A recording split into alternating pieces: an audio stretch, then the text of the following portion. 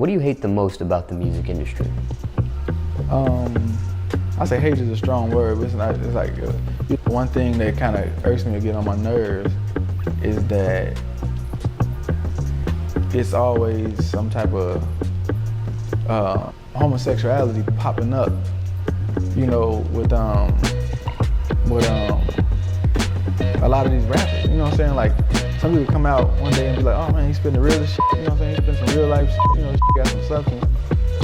Then later on they get a certain amount of money and it's just like, you know, some suspect ass shit just start happening, or, you know, come out of nowhere, and, you know, some people are like, oh, it's Illuminati, or I wonder if it's this, or this record label made them do that, and I don't know everybody's business, you know what I'm saying, but I know from, you could talk to a man and y'all have a conversation on nothing about him seem questionable, you know what I'm saying? Then one day you just see him on the internet, you know, and he dressed a certain type of way or doing some type of dance, it just looks so demonic or possessed, you know what I'm saying, or some type of shit, or like somebody else is really controlling him or told him to do that, because this is not the same person that I met and had a conversation with, you know what I'm saying? Montana 300 broke the oath, and a lot of people still don't really get why.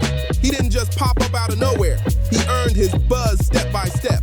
When he first started dropping videos on MySpace, his swag surf freestyle turned heads fast and landed him his first shows. People still argue that Montana 300 was moving heavy before drill rap even took over the city. Once the noise got louder, he locked in and started taking rap serious. No playing around. He built his own label, FGE Fly, and kept everything in-house like a boss move. Montana 300 dropped his own mixtapes, and the streets started paying attention heavy. That raw sound, that hunger, it all hit different and had people talking everywhere. Then came his debut mixtape, Cursed with a Blessing, and his name started ringing outside the block, repping Chicago hard. Montana 300 even auditioned for the TV show Empire. In an old interview, Montana 300 explained how Chris Rock helped open doors for him in the industry, which led to a record deal. Not long after, he dropped Fire in the Church, and it cracked number 95 on Billboard's Top 200. Major moment. Montana. Chris Rock, like $5,000 a feature. He's like, yeah, you know, that's good and all, but it's not really shit, you know what I'm saying? Like, you know, I'm thinking like, yeah, they Chris Rock, you know what I'm saying? But he like, I don't really see no money off HBO. You know, he said, but I get 100% of my tour money. He said, 100% of money? Like, you know how much that is, you know? And he told me, like, he said, eventually you're gonna have to sign. I'm like, no, I'm not. No, I'm not. He's like, yes, you is. I said, no, I'm not. He's like, okay, look, you're never gonna be able to do for yourself what a multi-million dollar media can do for you, you know? And then I was like, yeah, I agree with that, you know? But to me, there's nothing like your freedom, you know? In the middle of talking, what's your name? What's your name? I said, Montana 300. So he's doing like this with his phone. So I'm thinking he's gonna go to YouTube. We talking a little bit more. He said, oh, he's talking to me a little bit more. I go off, I'm talking to somebody else. I come back maybe like 15 minutes later. We talking, he said, yeah, I checked out some of your shit, man. It's nice. 300 looked unstoppable, but once he got deeper in the game, things shifted fast. In an interview with DJ Small Eyes, he exposed the darker side of the industry, saying it was full of freaky stuff. As Montana 300 kept climbing, the pressure started stacking up fast. The same industry that welcomed him began showing a different face. Behind the lights and cameras, things weren't adding up, and Montana 300 started feeling boxed in. He spoke openly about how creativity gets controlled once contracts come into play, and how artists are expected to move a certain way to stay in position. People close to the situation noticed changes quick. Montana 300 wasn't chasing radio spins or fake validation. He stayed locked into bars and principles. That mindset didn't sit right with everyone up top. Rumors started floating, deals slowed down, and doors that once looked wide open suddenly felt half closed.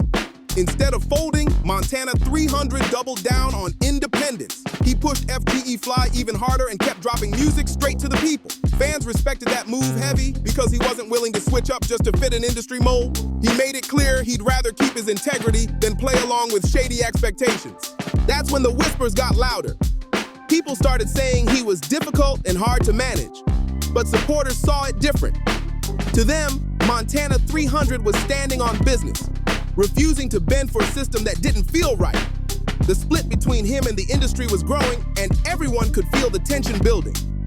As time went on, Montana 300 started calling things out louder, and that shook rooms fast. He wasn't sneak dissing.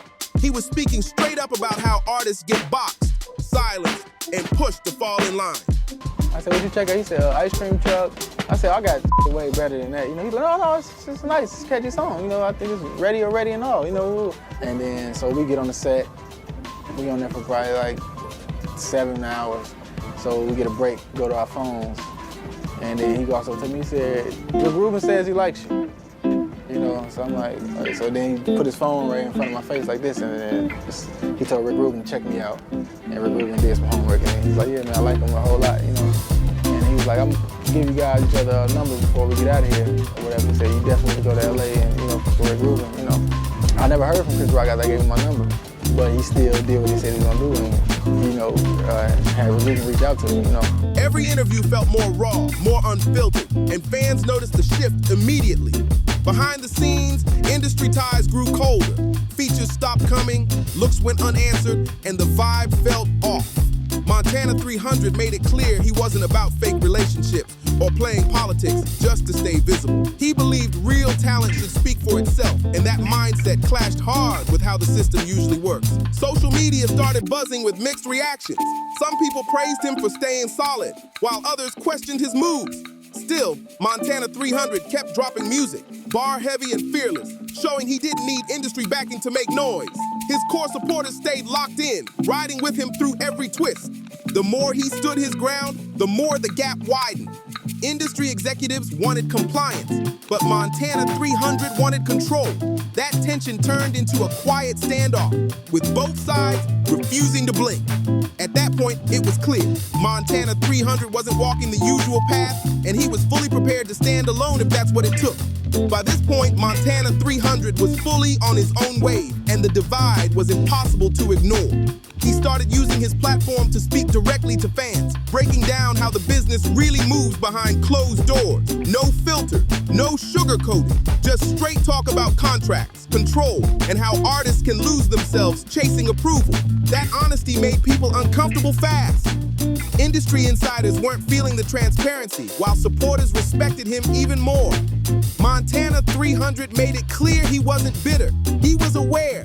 He kept saying success doesn't mean silence, and money doesn't equal freedom if someone else is pulling the strings. Music-wise, he stayed consistent and sharp. Every release felt intentional, packed with heavy bars and messages that hit close to home. He wasn't aiming for trends. He was aiming for truth. That approach kept his fan base loyal, even without major industry backing.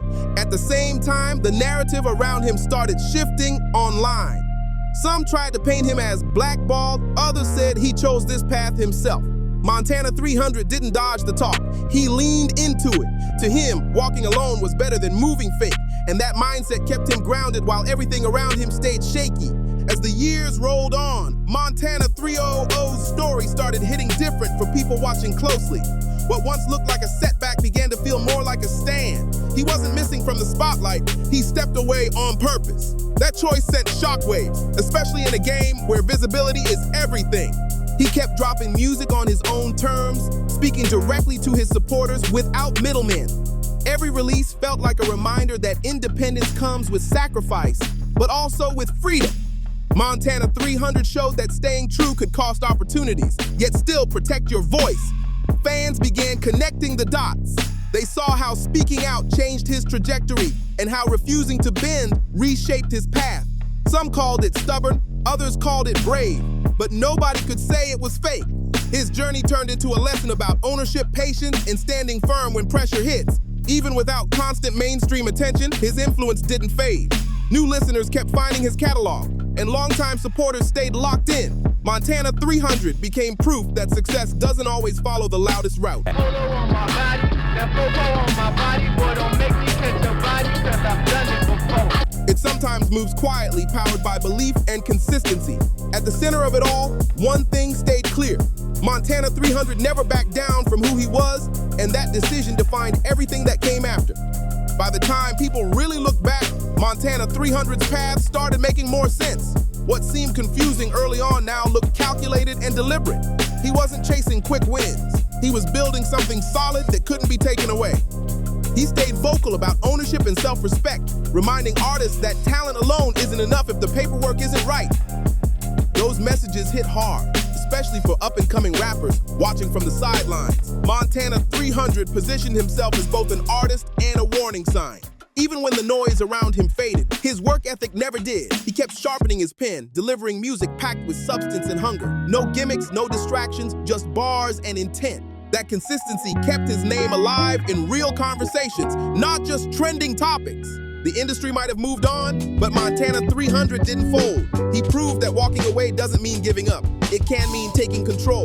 Supporters respected the long game, understanding that real power doesn't always come with flashing lights. At the end of the day, Montana 300's journey wasn't about fame. It was about principle. And in a space where compromise is common, that stance made his story stand out even more. Now, Montana 300's name carries a different kind of weight, not just as a rapper, but as someone who challenged the rules and didn't backpedal. His journey became a reference point for artists who feel trapped between chasing success and protecting their identity. People still debate his choices online, and that conversation never really dies. Some say he could have gone bigger, others say he went smarter. Either way, Montana 300 forced people to question how much an artist should give up just to stay visible. His catalog aged in a way that feels more honest over time. The bars, the messages, the tone, it all hits harder when you understand what he was pushing against. Fans who stuck around didn't just listen to the music, they studied it.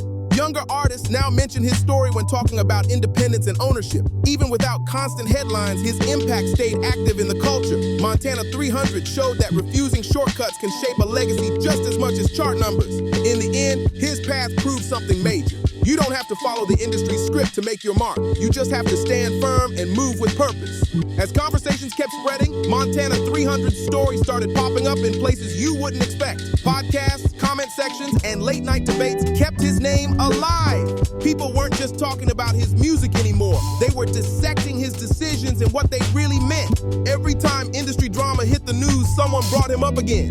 Fans pointed out how he warned about contracts, control, and image early on. That made his old interviews feel less like rants and more like receipts. The timing started lining up and folks noticed. Montana 300 never rushed to correct narratives either. He let people talk while he stayed focused on his craft and his people. That silence spoke loud, especially in a culture where everyone feels forced to respond instantly. His approach felt calculated, not careless. Meanwhile, his supporters kept riding heavy. They shared clips, lyrics, and throwback moments that reminded people why he mattered in the first place. The energy around his name never fully died. It just moved differently. What stood out most was the consistency. Montana 300 never switched his stance, never softened his message, and never chased approval. In a space full of quick turns and fake loyalty, that kind of steadiness kept his story buzzing without him saying much at all. Looking at the bigger picture, Montana 300's situation started feeling less like a mystery and more like a warning sign. His story exposed how fast the industry can switch up once an artist stops playing along. One minute you're praised, the next minute you're treated like you never mattered. People began realizing that his fall from the mainstream wasn't about talent, it was about control. Montana 300 never lost his skills, his voice, or his work ethic. What he lost was patience for a system that wanted obedience over originality. That realization changed how fans talked about him. Instead of asking what happened, they started asking what did he refuse to do? That question flipped the narrative completely. His journey became less about missed success and more about avoided traps. Online discussions kept circling back to one thing: integrity. Montana 300 stood on his beliefs even when it cost him visibility. In a culture that rewards silence and compromise, that move felt bold and uncomfortable. At the core of it all, Montana 300 proved something powerful.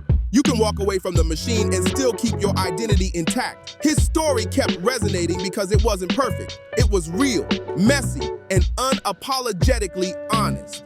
By now, Montana 300's name sits in a different category altogether. Not a headline chaser, not a forgotten act. So, I don't know the story behind all that type of shit, but that type of shit to me, it could kind of irk me or get on my nerves, and I know it might be some people out there that it's really not them, you know what I'm saying, and somebody else really did make them do that, you see what I'm saying, and I can kind of, and if that's the case, then I kind of feel sorry for those type of motherfuckers, you know, and I'm pretty sure it's not what they originally signed up to do, you know what I'm saying, or plan on doing, you see what I'm saying, and one reason why I always what I love about being independent and staying to myself is because they say the devil you know, is better than the devil you don't know, you know. And when you go signing with some other motherfuckers and smoke and dealing with some other people, that's that devil you don't know. You know your own demons, you know yourself, you know what you need to work on, you know what I'm saying, as far as making yourself a better person and the temptations that you deal with every day from a day-to-day basis, you know. But when you dealing with other people, especially the people that got more money or control over your money and your actions and what you do and your music, it could be your dreams of getting the deal can actually be a nightmare, you know what I'm saying? So that's kind of the only thing that kind of like gets on my nerves and stuff sometimes when I see it. More like a case study. His journey shows what happens when an artist chooses self-respect over shortcuts and long-term control over quick fame. People who followed his rise started noticing patterns across the industry. Artists who spoke up faced delays, pushback, or quiet exits, while those who stayed silent kept moving forward. Montana 300's experience fit that pattern too clean to ignore. Instead of chasing validation, he stayed focused on building value. He treated music like a craft and business like a responsibility.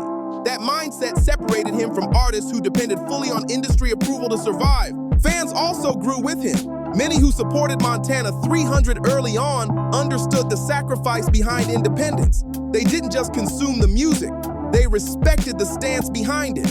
What made his story stick wasn't drama alone, it was consistency. He never rewrote his own history to please anyone. Montana 300 stayed aligned with his message from day one, even when the spotlight dimmed. At this stage, his legacy feels locked in, not defined by charts or awards, but by decisions. Montana 300 proved that sometimes the real win is walking away with your voice still intact.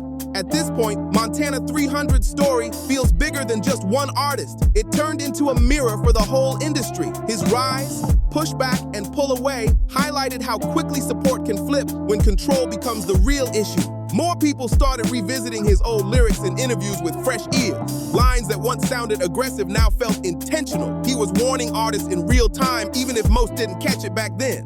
The conversation around independence grew louder, and Montana 300's name stayed in the mix. Whenever ownership or unfair deals came up, someone brought his situation back into focus. That alone showed how deep his impact ran. He never tried to rewrite the narrative either. No apology tours, no backtracking, just standing firm on what he believed. That refusal to fold made his story stick longer than most viral moments. Even critics had to admit one thing: Montana 300 stayed authentic from start to finish. Love him or question his choices, his actions matched his words every step of the way. In a culture obsessed with numbers and trends, his journey reminded people of something simple but powerful. Bodies dropped, them kids never had a chance when I pulled up like the ice cream truck. Sometimes the loudest statement is refusing to compromise, even when it costs you everything. That's when people say Montana 300 really broke the oath. And the fallout got real fast. After that interview started circulating, the industry energy around him shifted hard. Support dried up, doors closed quietly, and the tone changed almost overnight. Montana 300 didn't back off though. He kept doing interviews and press runs, openly talking about how the music business really works behind the scenes. He spoke on power plays, control, and why artists end up trapped in bad situations. That honesty shook things up heavy. After those exposures, many fans felt the industry responded cold. In February 2025, Montana 300 was arrested on multiple charges, and the timing raised a lot of questions. No assumptions, no jumping to conclusions, but people definitely noticed how fast things escalated. So now it's on you. What do you hate the most about the music industry? Do you think Montana 300 really broke the oath, or did he just get caught in a bad deal? Drop your thoughts in the comments, like the video, subscribe to the channel, share this story, and let your voice be heard.